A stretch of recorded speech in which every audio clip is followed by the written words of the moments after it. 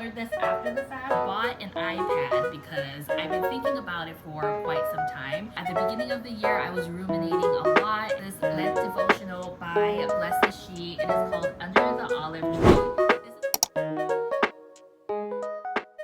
Hello friends, welcome back to my channel and a new Plan With Me video. My name is Jessica if you're new here, and it has been a really long time since I've posted a Plan With Me video. Let us take a moment because I hear all of the cars coming. Now they're gonna go away. Anyway, it's been a while since I've published a video. If you watched my last video, which was last month I think, I let you folks know that I've been away from YouTube for a while to take care of myself, mostly mental health wise. I just haven't been feeling like myself, and I think I started the year really strong and I had a lot of goals and things that I wanted to do, but in reflecting in those goals, I think I was mostly putting those together because I wanted to show that I was on it. I don't know. I wanted to feel like I had goals. And I do have goals, but a lot of my goals I set for this year, I am just no longer aligned with. And so I had to take time to, first of all, just really understand where I'm at currently in life. I'm not the same person who I was at the beginning of the year, and I'm not exactly the same person who I thought I was gonna grow into in 2025. So yeah, there's just a lot of things happening on the back end that I want to take care of quietly, but I miss you guys. I wanted to check in with you folks today and film this Plan With Me video because I wanted to do a mid-year check-in since I haven't been filming Plan With Me videos over the last almost 6 months now at this point. That is so wild to me that it is almost summer, you guys, because I am not ready. But also looking forward to celebrating my birthday and celebrating things with my family and celebrating things with my husband and just all around getting out of this funk, honestly. As you can tell, my thinking feels a little slower. I don't feel like I'm quite as snappy right now, but I'm gonna try to get through this video the best I can. So yeah, that is kind of what I've been up to / not up to in the last couple of months. Just to let you guys know, I haven't been updating my paper planner or digital planner all that much. The first time that I looked at my digital planner was actually like 2 days ago, and I just updated my goals like 2 days ago. So that is very real for me right now. Speaking of my paper planner, you guys know that I love my doodle planner, but it is just not working out for me right now. I am not in the mood to color. I am not in the mood to keep track of anything like paper wise. The thing that is just really, I think, getting to me is the fact that I feel like I need to habit track for some odd reason, and it is just not speaking to me right now. So let me show you a couple of my habit trackers from the last few months that I've been gone. So this is March. I actually colored this after the fact. I just wanted to have a little coloring day, so I colored it probably like last month, I think. And then you guys know that I use the monthly page as a gratitude list, which I haven't been doing, and kind of explains where my head is at, honestly. This was my habit tracker from March. I was kind of keeping track. As you can see, I keep up with my reading a lot. I'm on a current streak of like 290 something days. I keep track of that in Fable, which you should definitely follow me there if you want all of my book recommendations. I also post all of my book reviews to my Instagram story, so go and follow me. My handle for both Fable and Instagram is at jessikalynorozco. So yeah, reading's probably the only thing that I've kept up with consistently over the last couple of months. This was April's monthly gratitude list. I kind of filled it out and then stopped midway. This was the habit tracker and the mood tracker. I was so excited for April's theme, but my brain was just not there. I could not sit down every day and color. This is May's theme. I started it, but as you can see, I did not finish it. And then this is how much I updated my monthly gratitude list. And then this is what I've done so far for the habit and mood tracker. So I feel like that's a good representation of how the last 3 months have been for me. You know, I want to do things, but at the same time, not that I don't have the energy for it, I'm not interested. Same for like my reading goals. I wanted to use my doodle planner more, so I put my reading journal in this, and lo and behold, I just haven't been keeping up with it. I've been tracking everything digitally. So yeah, I worked really hard on this physical reading journal. I wouldn't say for nothing, but pretty much to not update it, which I'm sad because I was really excited for this bookshelf thing, and I haven't been keeping up. It's actually really full because I've read so much over the last 3 months, so I should probably update it, and I have everything tracked digitally, so it wouldn't be hard to update this part. But yeah, look, I haven't wanted to update anything. This is my upside down, what is this? Book of the year spread. So yeah, that's been what was I gonna say? That's been the last 3 months of my life, is just like wanting to do something, having no interest, and just not doing it. So yeah. The doodle planner thing isn't just working for me right now. I'm not interested. So I did not buy an iPad because I'm not interested in the doodle planner. Let me just say that right now. I bought an iPad because I've been thinking about it for quite some time. I actually bought an iPad back in 2020 as like a replacement for my laptop, but I ended up returning it because I felt like it just didn't have the same look and feel as having an actual laptop. So I returned the iPad back then, and since then I have been thinking about it and regretting it every single day. And when the new iPad Airs came out, I was like, I am for sure gonna get it because look at this purple color. It is amazing. And if you have any recommendations specifically for like kawaii coloring books, let me know, because I am really into all of the cute kawaii Japanese anime type of stuff right now. So if you have any favorite like Japanese inspired kawaii type of coloring book apps, please let me know in the comments below, because I really want to be able to utilize my iPad in that way, use it for self-care and all of that fun stuff. I also plan on dabbling in digital journaling, but it's kind of overwhelming. I've been doing a little research, and it's not even a little overwhelming, it's a lot overwhelming. There are so many options. And so many things that I want to do that I already feel the little perfectionist in me, like trying to claw her way out, be like, you have to do it perfectly. But for who? It's just me. I'm the only one that's gonna see this, you know what I mean? So yeah, we're taking things slowly by the day, so that's something new in my life. I also wanted to share with you folks a couple of things that I've been doing to, I don't want to say hold me over during this season, but just reflect maybe. Let's start with journaling. I am a huge journaler. I have multiple journals, but this is my new journal for 2025. And the thing with journaling for me is that I don't do it enough, but it always feels like I'm doing it at the right time when I do it. This particular journal so far, I've been using it as like a Sunday evening weekly reset. I have no idea if you can see this, but if you can see it, I will post an inspiration photo that I found from Pinterest.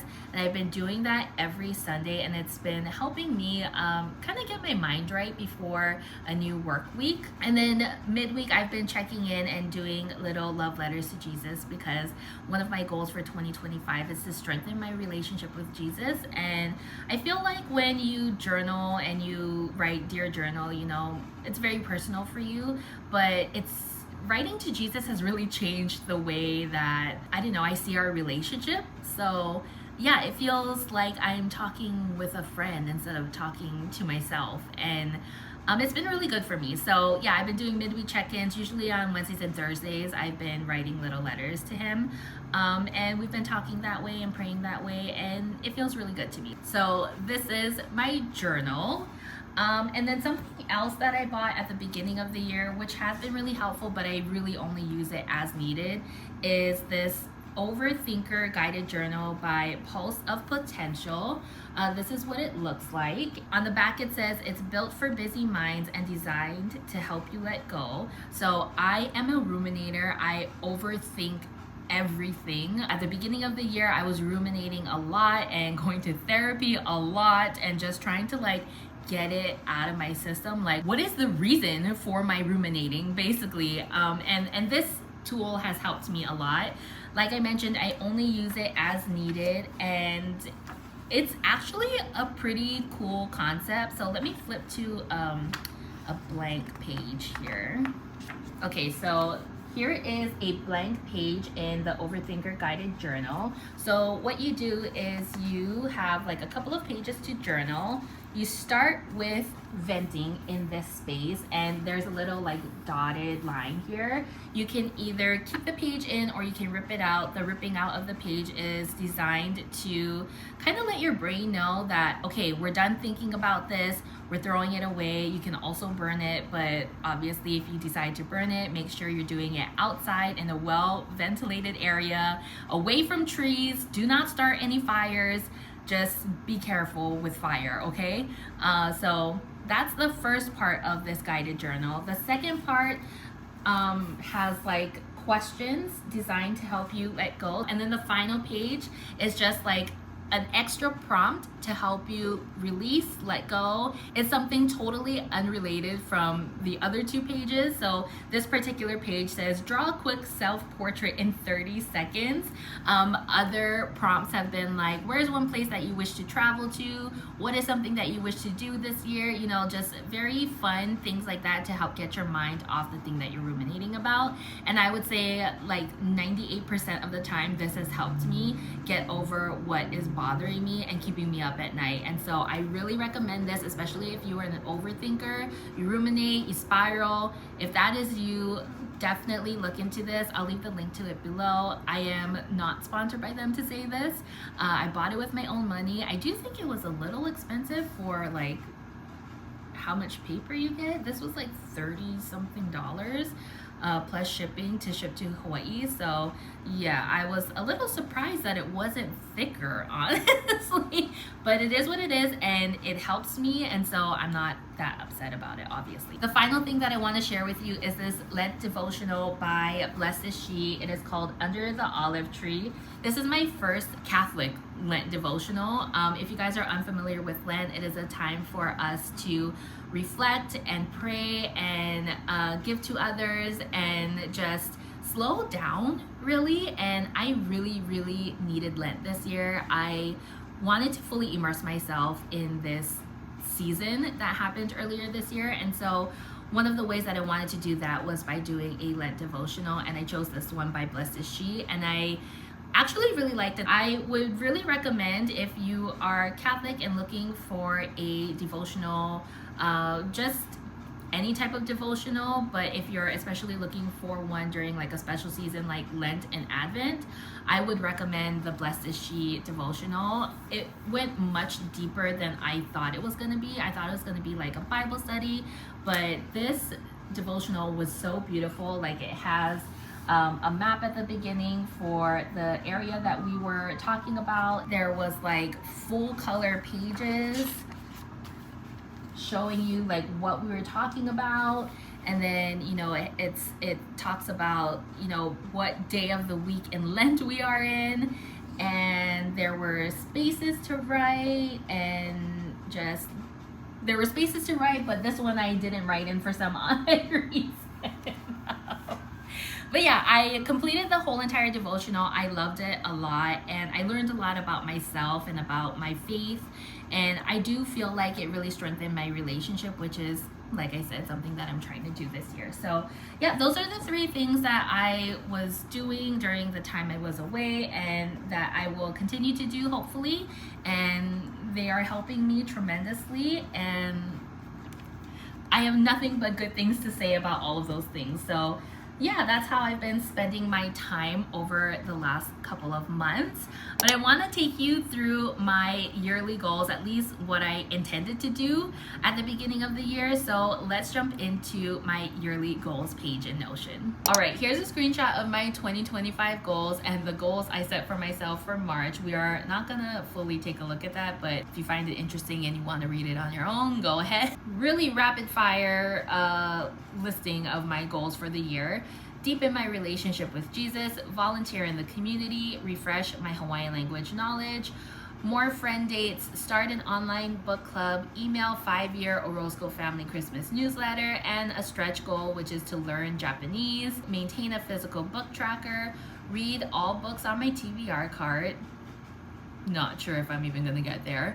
Increase steps, cook more, eat out less, partner with at least one new brand, finish crocheting a blanket, rebrand blog and YouTube, travel to one new place to celebrate 5-year wedding anniversary, read 50 books, finish reading 2 completed book series, take more pics and videos and save them. So those are all the goals that I set for myself for 2025. I wasn't really liking the original page that I set up for myself, which I'll show you a quick screen grab of it here. It just was no longer inspiring to me. Let's hop into my new yearly goals page. I still have a lot of the elements that were in my original page. I just changed the layout a little and then also changed the way that I am tracking my goals. At the top here we have my 2025 vision board.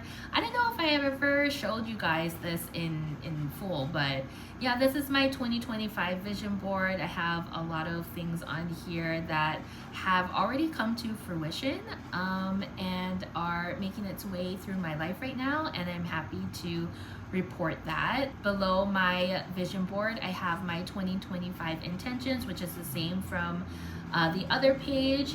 On the right side here, I have a playlist, which is not showing. I don't know what's going on Spotify. Then I have my word for 2025, which you know is connect. And then I have a more or less list. So I typically do this in my weekly reset anyway, and I feel like it's very helpful to help me prioritize things. So this is what I want to prioritize this year. Right below all of that, I have my 2025 goals. So I decided to take this into a table format. This format is actually from Jules Acree's, what is it called? Hold on, I gotta search it. Jules Acree Design Your Year Template.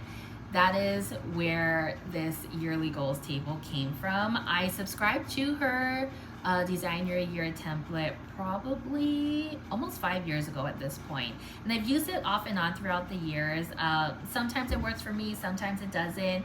In this current phase in my life, because I am seeking a more simple, no fuss, low maintenance type of tracking for my goals, I decided to go back to the Design Your Year template and input all of my goals into this template. So I feel like I like it right now. It looks not aesthetically pleasing, honestly, but I don't really care. I just needed a place to dump all of my goals and be able to see the status, when I want to do it, and the supporting actions for it, because yeah, that's just what I need in my life right now. So I have all of the goals that was in the previous screenshot that I shared with you, plus a few added goals. So let's talk about the added goals.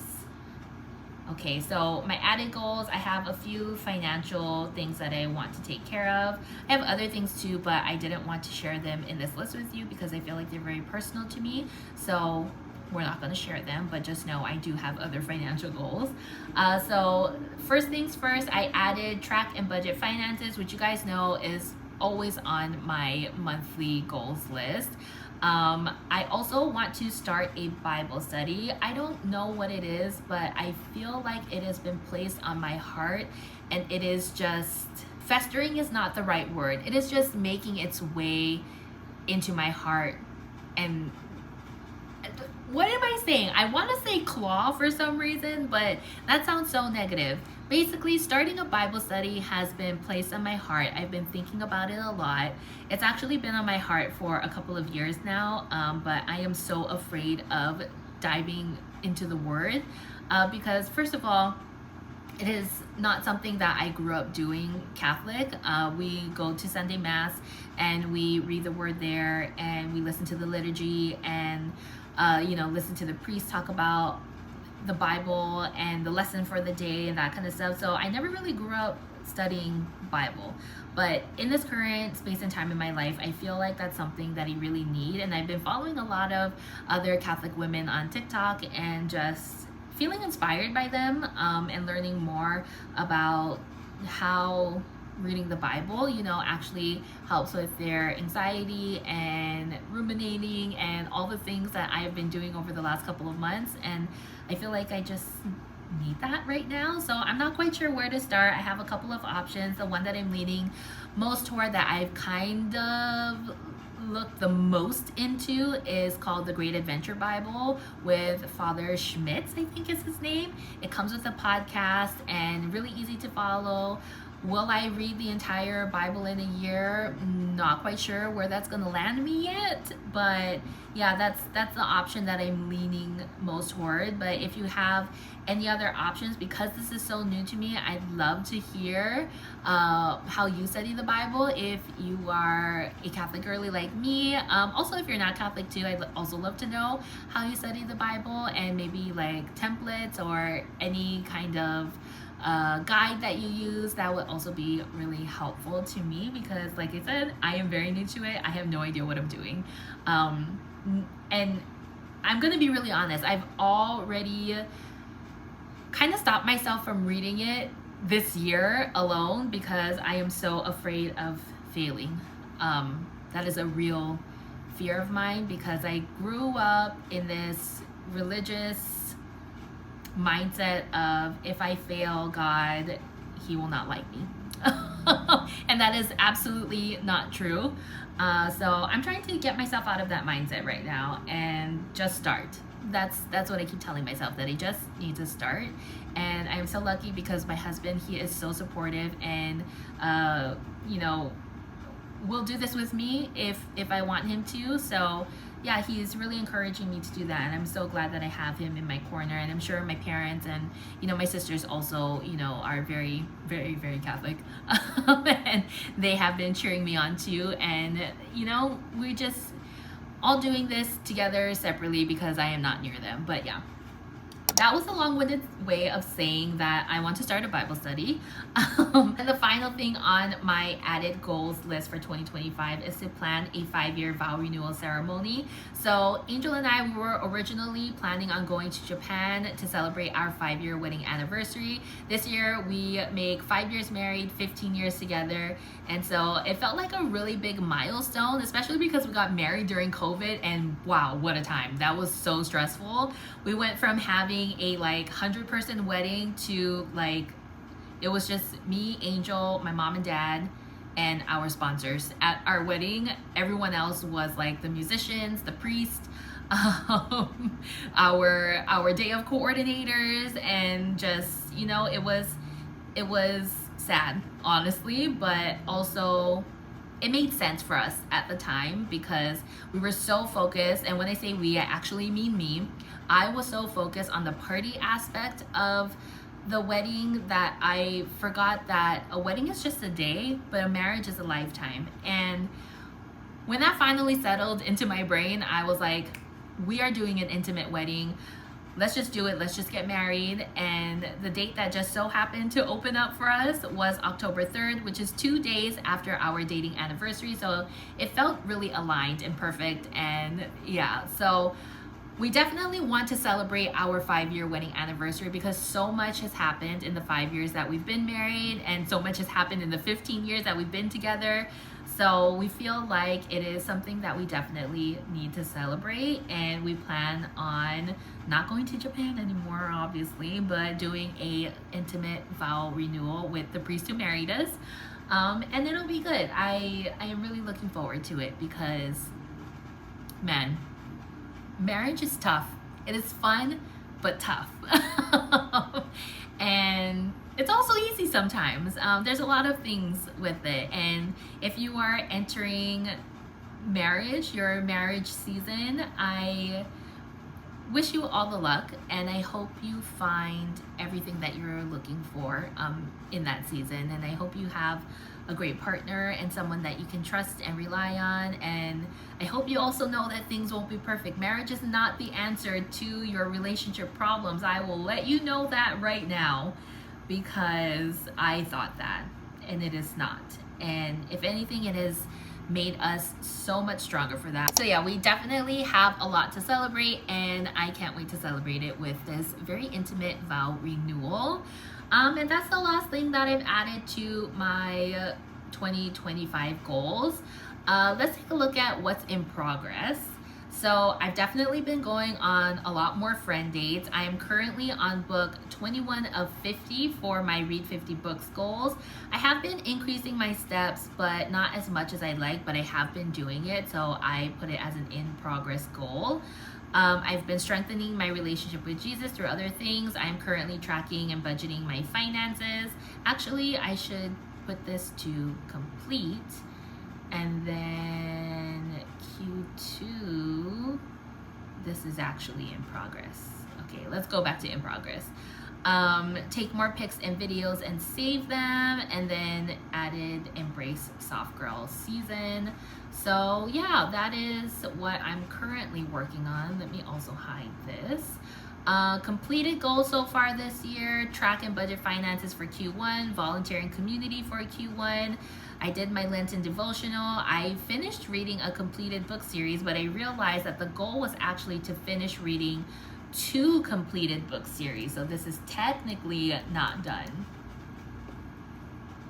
Let's put this back to in progress, and start a physical reading journal, which you guys know I did start. It's in my doodle planner. I just haven't been keeping up with it. As far as this series goes, I am kind of thinking at this point in time, I'll either update you guys on my goals at the end of the year for my Plan With Me for 2026 video, or I'll do it quarterly. I'm not quite sure yet. I honestly don't even know what the next couple of months are gonna hold, and I don't want to put myself in a hole, basically, because of how I've been feeling. So yeah, I'm just gonna keep it open-ended for now, but if you guys want to see a quarterly video, maybe let me know, because then I can prepare my brain a little more for updating you guys quarterly. That is my new goals page. Now let's jump into my books and reading tracker to do a really big book wrap up, because it's been a while since I've shared what I've been reading with you folks. Welcome to my books and reading tracker. I have refreshed a little, but I wanted to start at the top here that says follow me on Fable and Instagram at jessikalynorozco. I mentioned this at the top of the video, but in case you didn't hear it, I do all of my real-time book tracking on Fable and Instagram. So I have a little highlight in my Instagram profile called 2025 Reads. Go and check that out for all of my latest book reviews, if you will, or book ratings. And then if you want to see like longer reviews with more thoughtful thoughts, if you want to see my full reviews, then go and follow me on Fable, because that is where I leave all of my thoughts on a book. Yeah, that's what I mean. Let's scroll down to books read to date. So I am so excited for myself and so proud of myself, because right now, as of May 30th, 2025, I have read 21 of 50 books. Last year, my goal was to read 25 books, and I didn't hit 21 books probably until maybe October, November. Not that it's a race or anything, but the fact that I've read 21 books before mid-year is absolutely crazy to me. I don't know where I got all of that reading energy from. Usually I drop off at this point in the year, but I have been just reading like crazy, and I love it. And it's been one of the things that has been keeping me sane in this season of my life. So thank you to reading, because it has just been so wonderful to me and so kind to me and kind to my brain, and I love it so much. Currently I am reading Daydream by Hannah Grace. This book, let me tell you, has been on my TBR card for 1 entire year. And the fact that this gem of a book has been in my presence for 1 entire year and I hadn't read it is beyond me because this is the greatest Hannah Grace book in the Maple Hills series. I do not know why this person is honking like that. Anyway, like I was saying before I got interrupted by all the horns going off, Daydream is my favorite Hannah Grace book in the Maple Hills series. Like, I really loved Icebreaker because I love spicy romance novels. It was extra spicy, so I loved it for that reason. But Daydream is so different, and Henry has been one of my favorite characters in the Maple Hills series forever. I was really sad when I learned that he wasn't gonna be the main character in the second book because I really wanted him to be. And it also felt like, you know, Hannah Grace was building him up to be the main character in the second book. But the second book was actually about Russ and Aurora, so yeah, that one was not my favorite book, but I think I still rated it pretty high. I think I want to say 4 stars. Daydream is really, like, I cry in every single chapter. Like, sometimes I'm reading it on my couch and I just sit down and I start, like, tears just start falling out of my eyes because I've never related to a book so much before.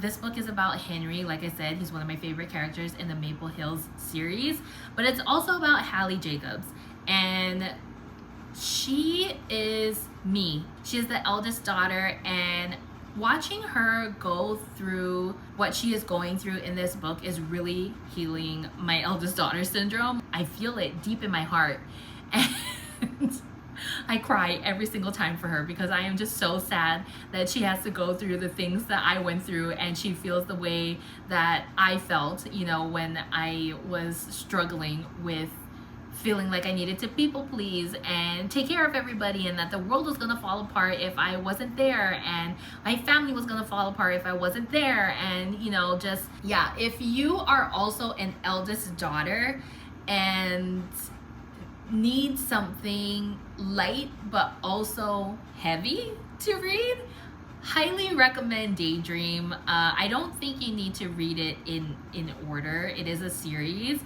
and usually the third book in the series, for me, the third book is never that great, but I am happy to report that the third book in this particular series is really good, and I am so excited. This is 100% a 5-star read for me. I'm not even done reading it, but from the very first page, I was like, this is a 5-star read for me. Not because Henry or Hallie are my favorite characters, but because the dedication page was dedicated to eldest daughters, and Hannah Grace gripped my heart and was like, this is for you, girl. And I was like, okay. So yeah, that is my very long-winded explanation about why I love Daydream, which is what I'm currently reading. Let's move on though, because I could keep you here forever talking about this book, honestly. I have a reading playlist to the right. I always match my reading playlist to what I'm currently reading, unless I'm reading 2 books at the same time. Below that, I have my genres read to date. I have my book rating system, which I always joke with everyone that this is my scientific but mostly subjective book rating system. I mean, it's true. My book rating system is very personal to me. And then my reading tracker, which I've updated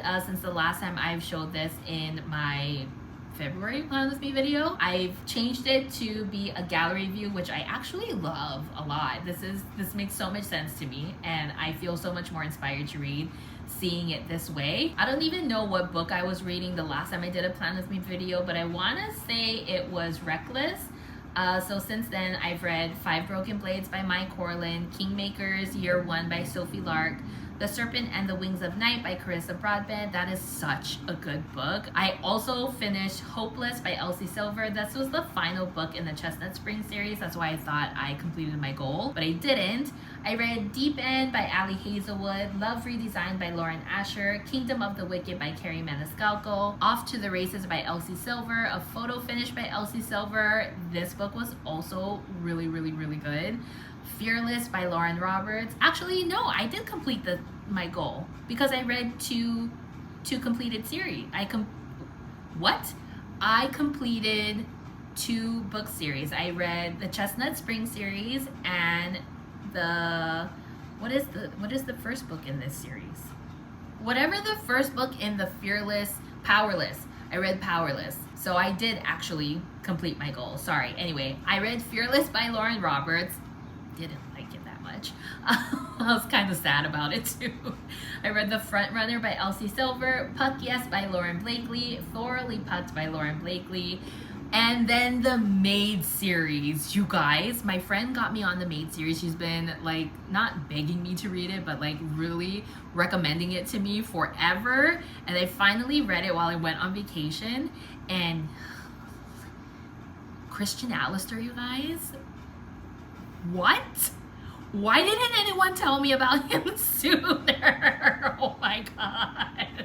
So yeah, I read the entire series in like a month, basically. The Sweetest Oblivion, The Maddest Obsession, and The Darkest Temptation. I really wanted The Darkest Temptation to be better, especially since it is about Christian Alistair's brother, but no, it was just not, no, not for me.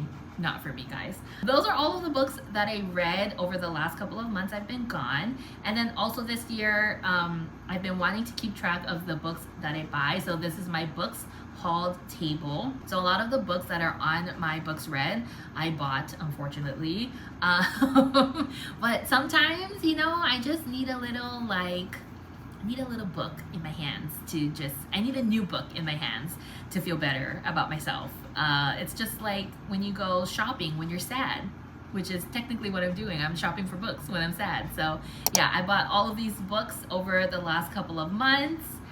And then I have a book series I started but haven't finished yet. So these are all of my fantasy series that I'm currently kind of working through. And then all of the romance series that I'm kind of working my way through.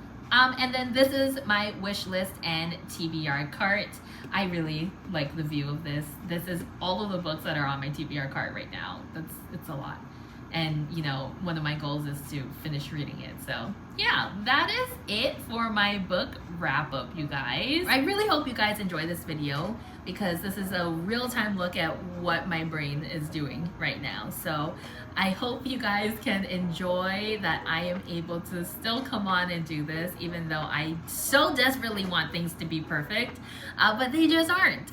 And I think doing things like this, getting out of my shell and just allowing myself to film something and edit it and put in all of the quirky parts of me makes me feel better sometimes. So thank you for allowing me to be me in this particular video. I really appreciate it. If you enjoyed this video, please give it a thumbs up and subscribe to my channel. And I guess until next time, I will see you in whatever video I post next, whenever that is. So thank you guys for tuning in. I really appreciate it.